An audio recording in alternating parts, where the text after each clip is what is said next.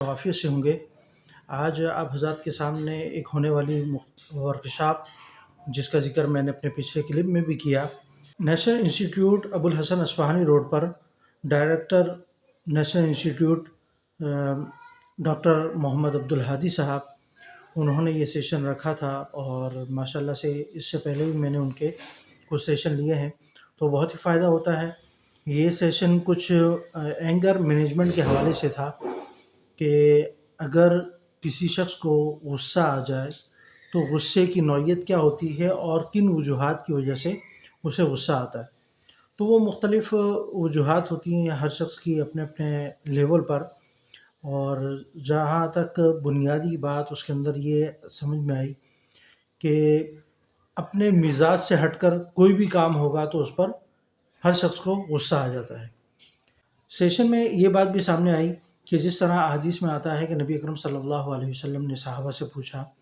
کہ سب سے زیادہ طاقتور شخص کون ہے،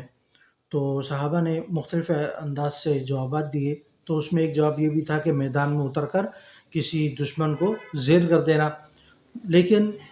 نبی اکرم صلی اللہ علیہ وسلم نے فرمایا کہ یہ شخص طاقتور نہیں ہے، بلکہ طاقتور وہ ہے جو غصے کے وقت میں اپنے آپ پر کنٹرول کر لے، اپنے آپ کو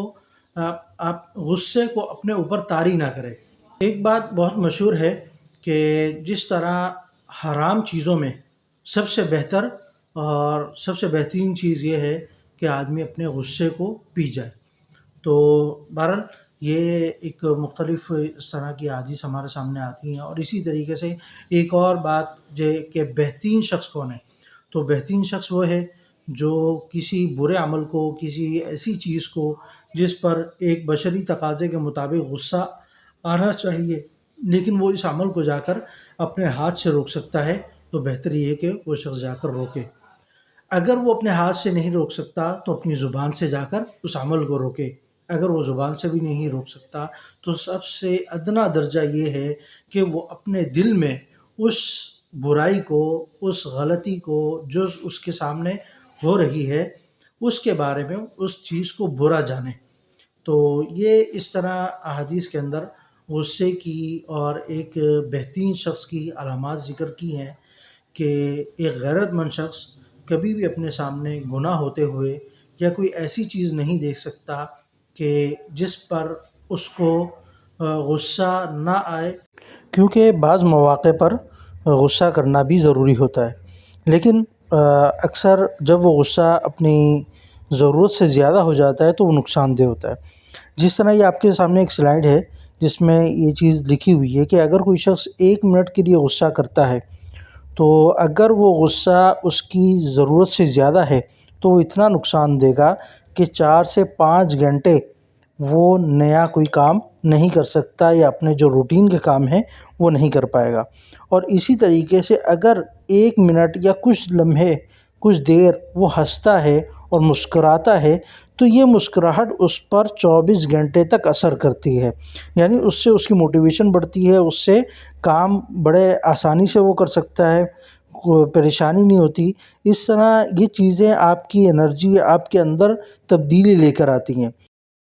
جی، یہ ایک اور سلائیڈ ہے۔ لوگوں کو اتنا مذہبی بنا دو کہ وہ محرومیوں کو قسمت سمجھیں، ظلم کو آزمائش سمجھ کر صبر کر لیں، حق کے لیے آواز اٹھانا گناہ سمجھیں، غلامی کو اللہ کی مصلحت قرار دیں اور قتل کو موت کا دن معین سمجھ کر چپ رہیں۔ تو یہ ساری کی ساری چیزیں اس وقت آتی ہے جب ہماری مینجمنٹ کے اندر وہ خرابیاں ہوں اور اس کے اثرات پھر نیچے تک اس طرح آتے ہیں۔ الحمدللہ یہ سیشن بہت ہی فائدہ مند رہا، کافی چیزیں سیکھنے کو ملی کہ مینجمنٹ کے حوالے سے کن کن جگہوں میں آدمی غصہ ہو جاتا ہے اور اس غصے پر اپنے آپ پر کیسے کنٹرول رکھے۔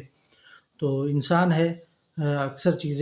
اکثر معاشرے کے اندر، اپنے کمپنیز کے اندر، ایک جس جگہ وہ جاب کر رہا ہے یا کام کر رہا ہے یا کاروبار کے معاملے میں یا اپنے بچوں کے حوالے سے، تو کسی نہ کسی لیول پر اسے غصہ آتا ہے۔ تو اس غصے کے نقصانات سے بچنے کے کیا کیا طریقے ہیں، اس طرح کی مختلف چیزیں جو تھی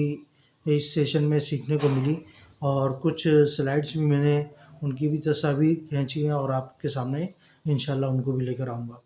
تو اللہ رب العزت اس طرح کے سیشن جو ہیں جن سے بہت فائدہ ہوتا ہے، تو کم سے کم ہر شخص کو اس طرح کے سیشن میں شرکت کرنی چاہیے، بہت ہی فائدہ مند رہتے ہیں۔ اللہ تعالیٰ استاد محترم ڈاکٹر محمد عبدالہادی صاحب کو خوب طویل زندگی دے، ان کی صحت ہوتی